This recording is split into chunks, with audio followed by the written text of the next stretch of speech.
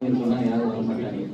இந்த மாதிரி ஒரு பூஜை வச்சோமா, பூஜையும் செஞ்ச மாதிரி இருக்கும். 4 பேருக்கு நாங்கள் சாப்பாடு அன்னதானம் போட்ட மாதிரி இருக்கும் அந்த வீட்டு சாமி. அதனால தான் இந்த மாதிரி கூட்டப்படாத வீட்டில் பூஜை செய்கிறோம். அதெல்லாம் ஐயப்பனோட பூஜைலாம் கொஞ்சம் விசேஷமாக இருக்கும். அவங்க எல்லாம் மாலை போட்ட சாமிங்க கொஞ்சம் சந்தோஷமாகவும் இருப்பாங்க.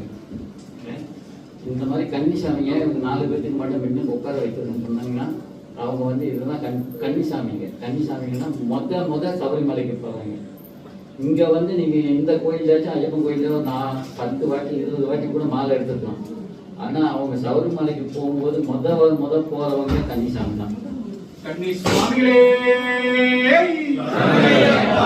இன்னொன்று பாக்கியம் எங்களுக்குன்னா இந்த கன்னிசாமினால எங்களுக்கு பாக்கியம் என்ன பாக்கியம் என்னன்னா இந்த கன்னிசாமி வரனால நாங்கள் அடுத்த வருஷம் சபரிமலைக்கு போகலாம். எந்த வருஷம் கன்னிசாமியில யாருமே